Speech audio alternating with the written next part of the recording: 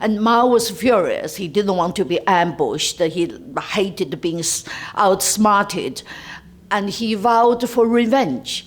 And this was why he started the Cultural Revolution in 1966, 4 years later. And it was his ultimate revenge. And yes, this was a party power struggle. But this time, it's not just about the power. It's about tens of millions of people's lives.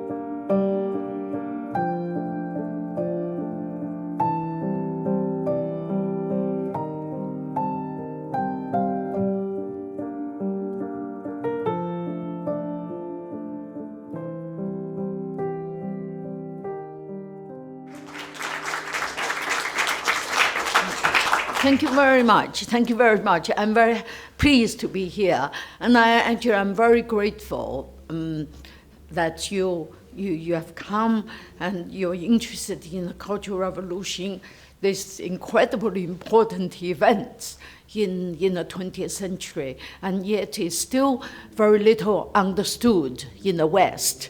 So I'm very pleased to see so many young people are interested to the truth. And I mean, I was very, I was very shaken watching these few clips. I mean, that first song, "To Rebel," is whatever, justified, and Mao's words. And of course, he never meant to rebel against him or the Communist Party's rule. And he was just using the young people to punish and to destroy his party opponents. And then the next one about Liu Shaoqi.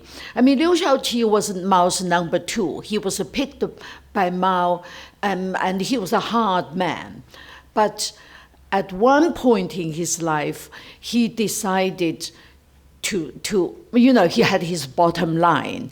And his bottom line was this great famine between 1958 and 1961. About 40 million people died of starvation. And at this point, Liu decided to stop this because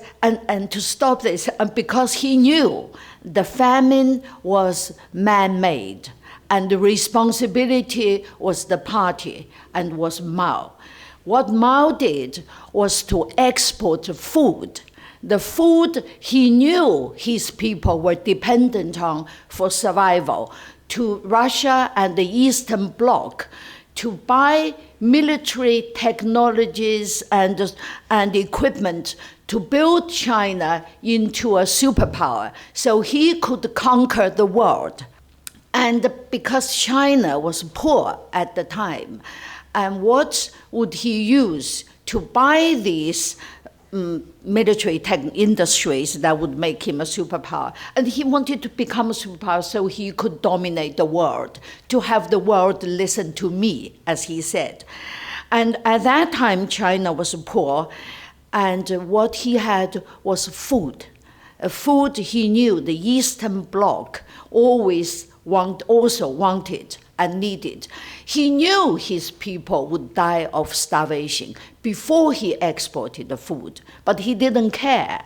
And he said if all his projects to take off, maybe half of China would have to die. And so this was too much, even for his party, even for his number 2, who was a hard man, of course, who had done many hard things in his political career. But at this point, Liu Shaoqi decided to stand up and oppose Mao. And he ambushed Mao at the beginning of 1962 at a party congress. And he got all the party officials together, and together they stopped Mao's policies, which is why the famine stopped from 1962. And Mao was furious. He didn't want to be ambushed. He hated being outsmarted. and he vowed for revenge. And this was why he started the Cultural Revolution in 1966, 4 years later. And it was his ultimate revenge. And yes, this was a party power struggle. But this time, it's not just about the power. It's about tens of millions of people's lives. So, I mean, I got this information, some of course when I was researching wild swans and others when I was researching Mao. And I felt and also when I interviewed Liu Shaoqi's widow, who went to prison for 11 years. Because of her husband, because also she stood with her husband, so I just a little background about the Cultural Revolution, which is not normally mentioned when people talk about the Cultural Revolution. It was actually about a fundamental. It's about a very fundamental issue, and it's a high relevance to today's world. That is, how did China originally build its military industry? Okay, Jung and I calculated that if without some of the food export, the nearly 40 million people didn't need to die. I mean, China's first atomic bomb, we have our figures in our Mao biography, and was actually built on all these deaths of starvation.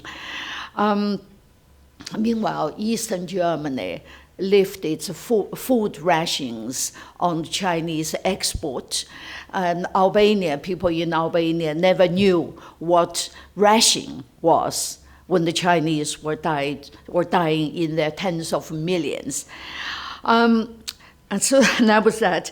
And then of course what that lady described in the third episode, I mean, we all saw those things. I mean, violence was in every school in China.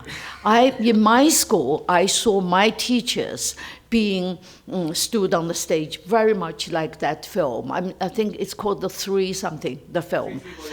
I thought that was the most authentic portrayal of the Cultural Revolution, of all the documentaries and the films I have seen. And it was later on. I learned that it was directed. The episode was directed by somebody who lived through the Cultural Revolution. Actually, I also did a commentary about that for Netflix, for their website. That was really quite. I mean, it was like that, and everybody in China had seen similar denunciation meetings. And I myself, I didn't see people being beaten to death. But I saw, my teachers being beaten up on the stage. I saw my mother standing on the stage, very much like that. And my mother was subject to, dozens of denunciation meetings. I mean, the reason was she refused to denounce my father. And she was made to kneel on broken glass. China was very publicly violent, and such denunciation meetings were on street corners. I mean, in every school, factory, and the hospitals, everywhere. So when I was writing Wild Swans, or later biography of Mao, and I was furious seeing that a lot of Westerners were singing the praise of the Cultural Revolution, and particularly the academia, which was dominated by Mao apologists. I mean, so I'm very pleased that, young people today could have access to these sort of clips and have a visual image of these unthinkable scenes. I mean, when I was 14, when the Cultural Revolution happened, I mean, in my school, which I described in Wild Swans. I saw teachers, as I said, being beaten up, subject to denunciation meetings. I saw children being divided as reds who are licensed to torture the blacks. The blacks were the people, the children who came from supposedly undesirable backgrounds. And I saw the moment when a girl who had, a 17-year-old girl who had been accused of being a black, throwing herself from an upstairs window. I didn't see it clearly, I was from a distance, but I saw a vague image. And that really just kept appearing in my nightmares. So that was that. I think I said I would talk for 5 minutes. I mean, I wasn't going to say this, but I think you have other things. Please go on. Can I just ask you, yes. What was it like interviewing the widow of Liu Shaoqi? Well, I wasn't going to ask her how she suffered, because that's already well documented. I was asking her about other details. And one of the questions, for example, I asked her was, Liu Shaoqi knew Mao was going to get at him from January 1962. And what did the Lius do to protect themselves? Because we have a history in China, we have a history of Mao's number twos fleeing him. In the old days, his party opponents in the 1930s and 40s, Zhang Guotao, I don't know, you know them, some of you might know the name. Zhang Guotao was Mao's major rival, and simply, I mean, Mao anyway did all sorts of things to him, which is in our biography of Mao, and he fled to the nationalists, to Chiang Kai-shek. And then the next number two, Mao's rival, Wang Ming, Mao tried to poison him several times, and he fled to Moscow. And there, Wei Zhong and I, we interviewed Wang Ming's son. Wang Ming was protected by the Russians. And the next, another number two, but it's a number two after Liu Shaoqi, was Marshal Lin Biao, the commander of the army, and he made sure that the army supported Mao during the Cultural Revolution. And that's how Mao was able to launch the Cultural Revolution. And Lin Biao also sent his guys to replace the purged party officials. And Lin Biao then fell out with Mao, inevitably. He was trying to flee China. He got as far as Outer Mongolia, and his plane ran out of fuel and had to force land, and he and his family died in a plane crash. So Liu Shaoqi was the only person who didn't flee, because he's got a big family and maybe other things as well. What did they do? So I asked, that's how what I mainly asked his widow. And she gave me some, I wanted to get into the details, but she gave me some wonderful details which actually inspired my research into this. A question nobody else seemed to have asked. So, just before the Cultural Revolution, Liu Shaoqi, in his fight back, had got quite far. And so it had become quite difficult for Mao to purge him. And Mao actually had threatened him, and like Stalin had threatened Tito of Yugoslavia. And Mao had said, who are you? I can wag my little finger and there will be no Liu Shaoqi. And actually, it became very difficult for him to purge Liu Shaoqi. And that's why Mao was, this demonic desire to revenge.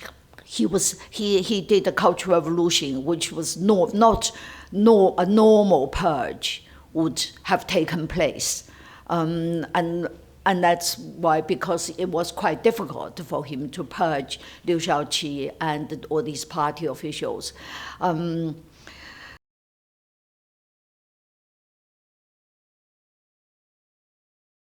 Before Mr. Xi Jinping came to power, and under his predecessors, two predecessors, you could still talk about the Cultural Revolution. When Wild Swans was first published in the early 1990s, I mean, it was almost, people were trying to publish it in China, in mainland China. Of course, it didn't happen. But a publishing house had already made the galley and had gone through proofreads, but in the end it was banned. But people could still talk about it, but not Mr. Xi. And he is determined that he's trying to say the Cultural Revolution is good. I mean, which is many people in China are saying. I mean, particularly young people who didn't live through it. I mean, and plus helped by Western apologists of Mao, who tried to discredit the descriptions, by my books or other people's books, which made life very easy for people who wanted to re-deify Mao in China. For a long time, Chinese currency, Chinese banknotes had the portrait of other people as well as Mao on the banknotes. And then all other people disappeared. Only Mao's face on every Chinese banknote. So we are actually looking at China going backwards. Not forwards. So I don't see, I'm not very optimistic.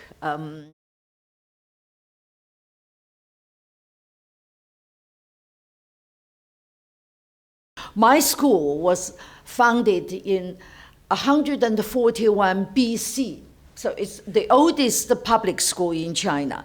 And it has many treasures. And I saw with my eyes how they were destroyed, the temple, the sculptures, the sort of huge stone tablets, and they were painstakingly destroyed. My city, Chengdu, was an old capital, and the palace, the city walls, and the tower gates, which looked like Tiananmen. I mean, I heard bulldozers buzz to raise everything to the ground. And today, apparently, the biggest statue of Mao stood there on the square in Chengdu, as though Mao was surveying the cultural desert he'd created. And also, for 10 years, we had no books. I mean, this is, Mao even criticized Stalin. And he said Stalin allowed European classics to survive. He made a big mistake. I mean, in China, we had just literally no books. I mean, okay, anyway, so, it shouldn't have been necessary for Mao to deal with his rival. After all, he could be like Stalin. He could arrest Liu Shaoqi and have him shot. But why do you need to destroy Chinese culture?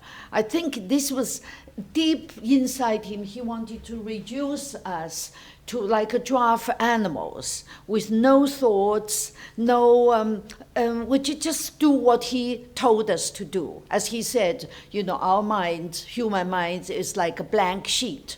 I mean, you could write what you want on it. So I really am pleased with your observation. I mean, I think you have to look really hard in the world to see a tyrant so I don't know,